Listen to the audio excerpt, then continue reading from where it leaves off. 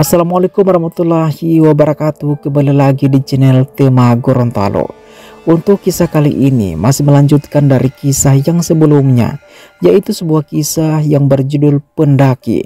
Dan sebelum kita lanjut, tekan dulu tombol like video ini, dan jangan lupa tekan juga tombol subscribe channel ini, dan nyalakan juga lonceng notifikasinya agar tidak ketinggalan cerita-cerita lainnya. Dan seperti apa untuk kelanjutan kisah ini? Langsung saja kita lanjut ke ceritanya.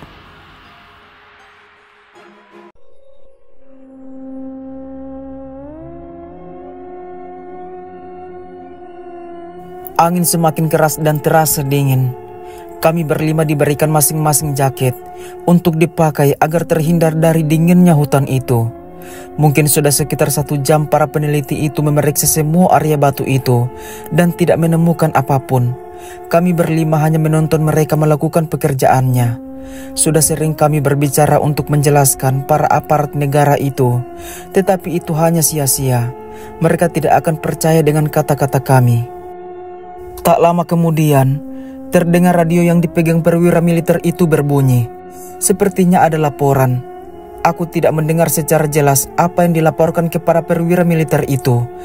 Yang aku lihat, hanya ekspresi wajah perwira itu berubah seketika mendengar laporan itu. Apa kalian mengenal polisi hutan yang tadi di sini? Tidak, Pak. Kami tidak akan bisa mengingat polisi yang waktu itu mengejar kami. Apalagi kan kami dalam polisi berlari. Kenapa, Pak, dengan polisi hutan itu? Polisi hutan itu tidak sampai di pos 3 dan 2 prajurit yang mengawalnya tadi ditemukan pingsan di jalur pendakian. Sepertinya pingsan karena digigit ular. Aku terkejut mendengarnya.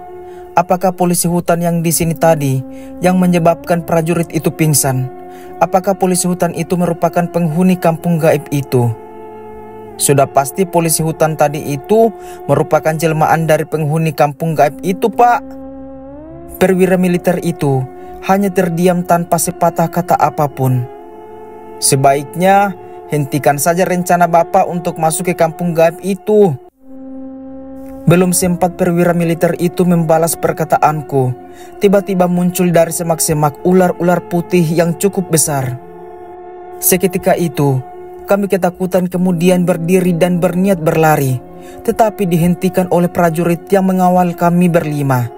Para peneliti itu juga ketakutan dan bergerak mundur menghindari ular-ular yang tiba-tiba datang entah dari mana. Prajurit yang berada di depan juga seketika itu mundur ke dekat kami. Ular itu benar-benar berwarna putih dengan sisik yang mengkilap. Ternyata memang benar kalau ada ular berwarna putih, tapi tidak salah lagi. Itu memang benar-benar ular dari kampung gaib. Bagaimana ini, Pak? Apa kita mundur? Tembak saja semua ular-ularnya. Tapi, Pak, ular ini banyak sekali. Amunisi kita tidak akan cukup. Kamu jangan melawan perintah atasan. Tembak, cepat. Siap. Letusan tembakan dari senjata api milik para prajurit itu terdengar keras. Ular-ular itu begitu terkena tembakan langsung terkapar mati. Tetapi semakin banyak ular yang mati, semakin banyak pula yang datang dari semak-semak. Tembakan terus-menerus dilakukan tanpa henti, tetapi tidak membuat ular-ular itu berhenti menghampiri. Perwira militer itu kemudian memberi perintah untuk mundur sambil menembaki ular-ular itu. Perwira militer itu kemudian menghubungi prajurit yang ada di pos 3 untuk datang ke lokasi dan membantu kami. Di saat tentara-tentara itu menembak ular-ular itu, Panji tiba-tiba berlari ke atas menuju jalur pendakian. Tentara yang berada di dekat Panji kemudian meneriakinya, "Woi, kamu mau kemana? Kejar dia!" Kata perwira itu memberi perintah. "Panji, kamu mau kemana?" teriak Rido. Kami tidak bisa ikut mengejarnya karena dikawal para tentara itu. Entah apa yang membuat Panji tiba-tiba nekat berlari. Tentara itu kemudian mengejar Panji yang berlari. Kemungkinan Panji ketakutan karena melihat tembakan dari senjata api para tentara itu. "Mundur! Semuanya mundur!" Perwira militer itu kemudian memberi perintah untuk mundur. karena memang ular-ular itu semakin banyak. Amunisi dari senjata para tentara itu juga sepertinya sebagian telah habis. Kami semua kemudian dibawa mundur menuju ke jalur pendakian. Anehnya sampai di sana, ular-ular itu tidak mengejar. Dan yang bikin tambah aneh lagi, tiba-tiba cuaca dingin disertai angin dan langit yang seperti akan turun hujan tadi berubah menjadi panas. Cuaca itu seperti normal-normal saja. Langsung saja, tentara yang membawa komputer tadi mengecek kembali cuaca dari satelit. Apa yang terjadi? Cuacanya kembali normal, Pak. Ini aneh sekali. Angin yang datang dari utara tiba-tiba menghilang, Pak. Saya sudah mengecek ke arah selatan. Angin itu tidak ada. Seperti telah lenyap, Pak.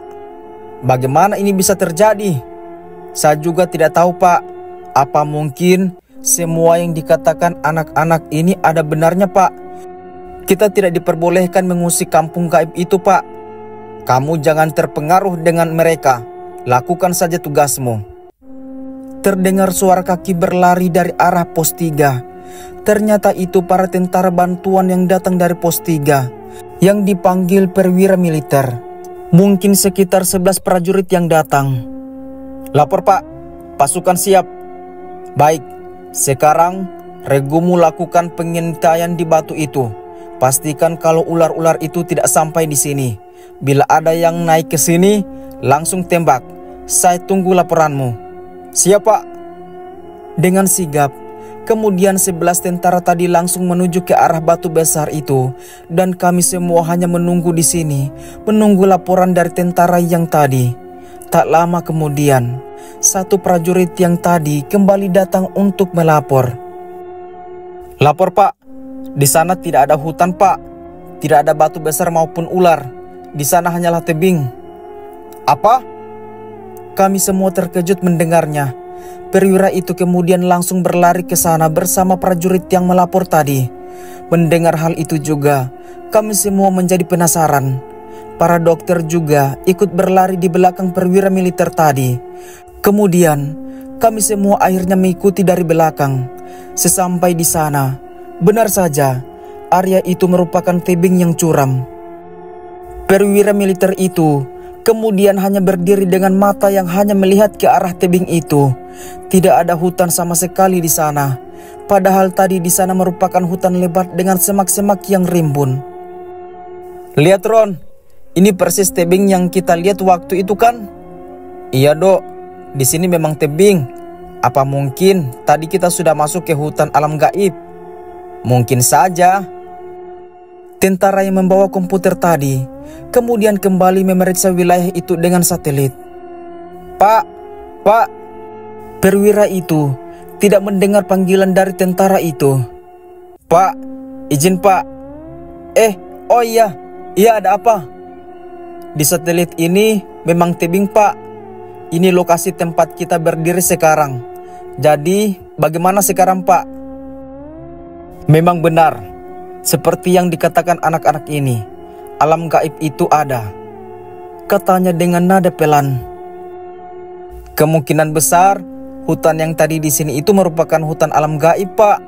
Tadi itu kita sudah masuk alam gaib, Pak.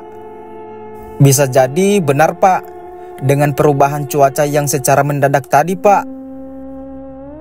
Perwira militer itu kemudian berhenti berbicara dan hanya memandang ke arah tebing itu. Bagaimana dengan peralatan penelitian yang tadi kita tinggalkan di dekat batu besar tadi, Pak? Perwira militer itu hanya terdiam. Dia dengan perlahan melangkah ke ujung tebing. Kemudian kepalanya melihat ke arah bawah tebing yang sangat curam itu.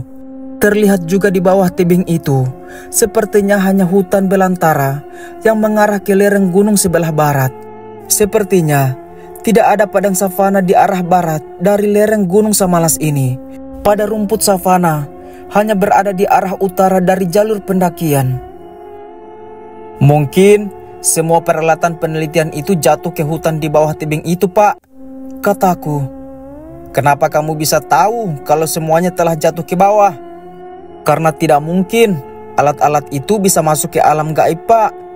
Kemungkinan tempat dokter memasang alat-alat penelitian tadi berada di pinggir tebing ini, Pak.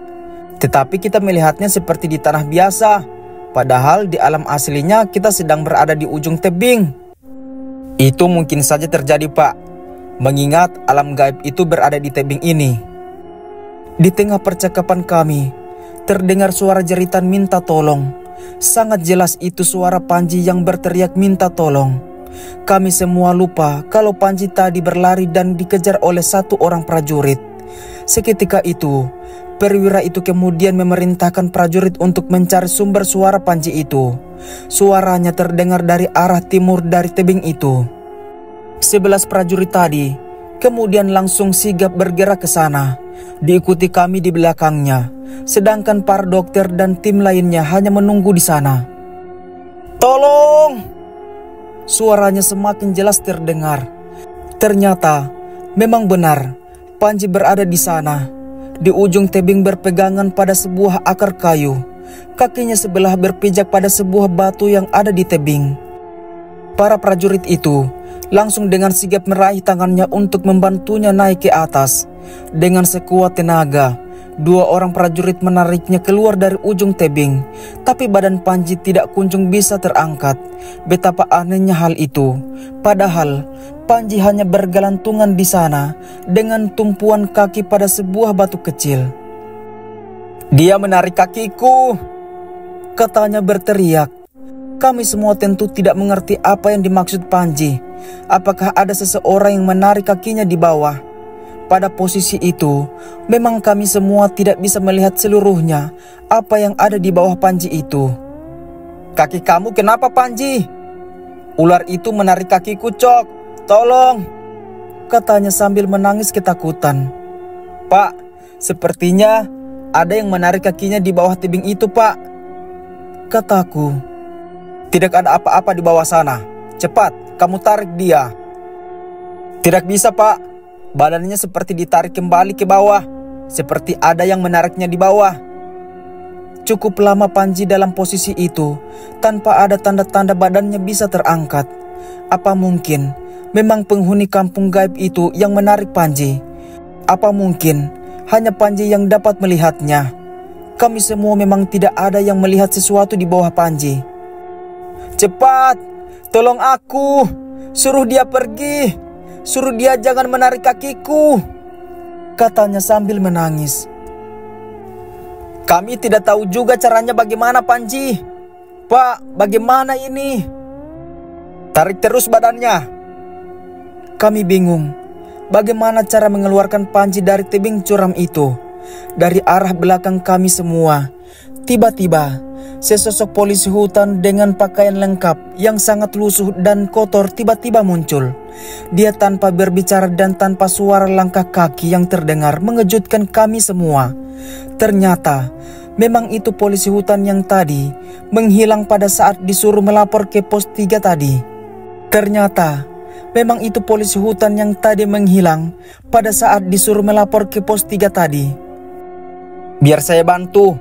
Kalian berdua minggir," katanya dengan tiba-tiba kepada kedua prajurit yang sedang menarik tangan Panji.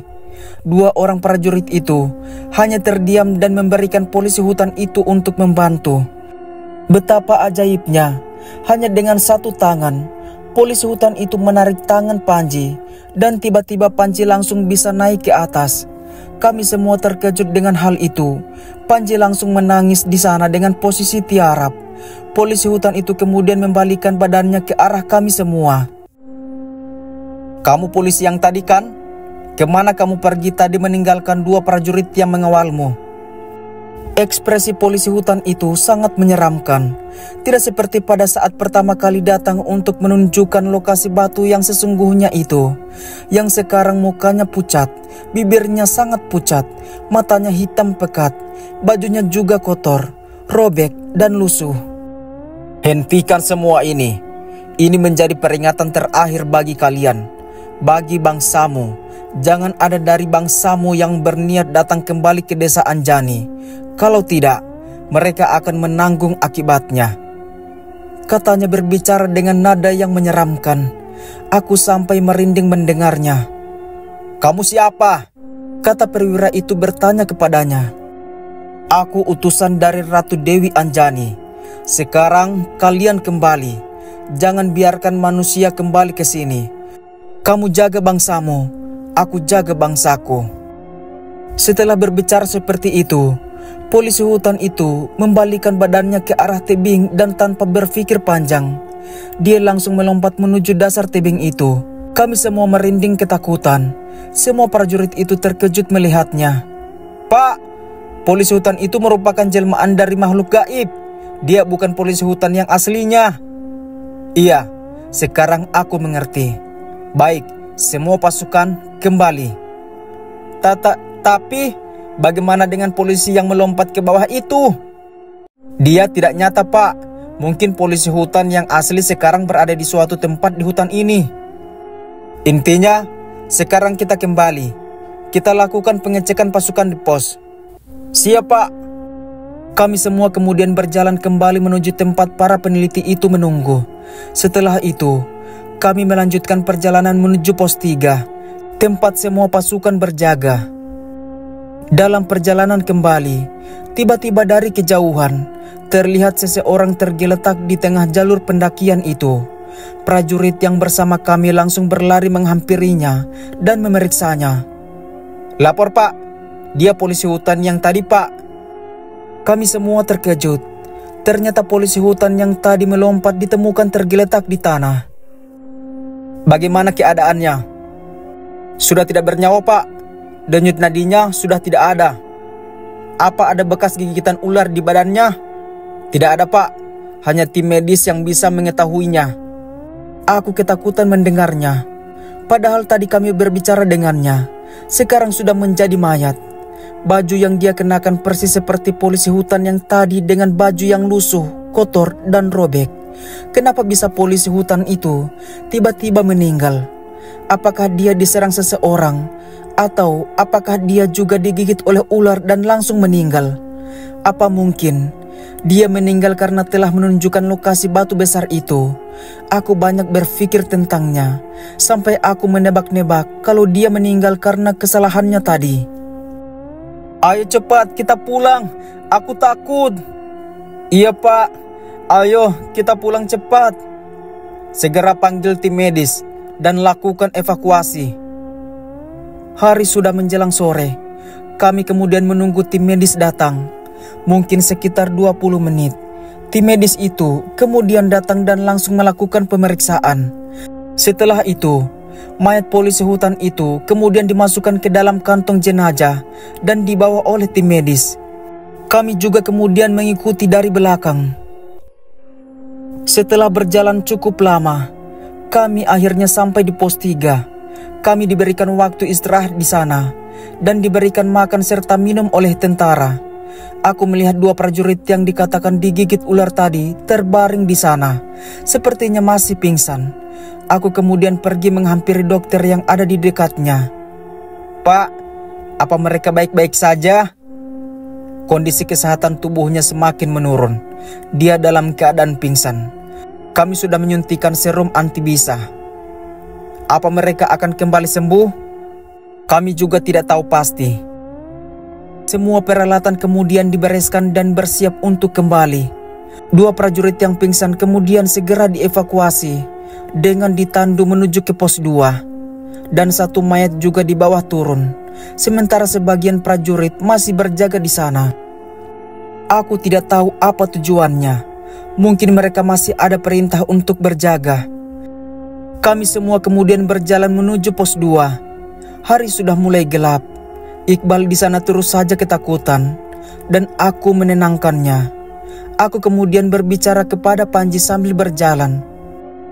"Apa yang tadi kamu lihat di sana, Panji? Pada saat kau di tebing, orang tua itu, orang tua dengan badan ular dan kepala manusia, pemilik dari ayam dengan telur emas itu. Bagaimana bisa kamu tiba-tiba berada di tebing itu? Terus, kenapa kamu tiba-tiba lari pada saat ular putih itu menyerang?" "Yaitu karena aku melihat ular besar dengan kepala kakek tua itu. Aku ketakutan dan langsung lari. Sudahlah, aku gak berani cerita di sini. Kalau sudah sampai rumah, aku cerita. Oh, iya deh. Gak baik juga cerita di sini, karena kita masih di atas gunung. Tak lama kemudian, akhirnya kami tiba di pos 2. Helikopter tim medis sudah berada di sana, dengan baling-baling yang sudah berputar. Langsung saja 2 prajurit yang pingsan tadi dinaikkan ke helikopter, dan 1 mayat dari polisi hutan itu dinaikkan juga. Kalian tunggu di sini. Kalian semua tunggu helikopter. Kemudian kita kembali ke kantor. Iya Pak, tapi apalagi yang harus kita lakukan di sana? Ada beberapa hal yang harus diselesaikan di sana. Baik Pak, tapi keluarga kami sudah dihubungi kan Pak? Iya, tenang saja.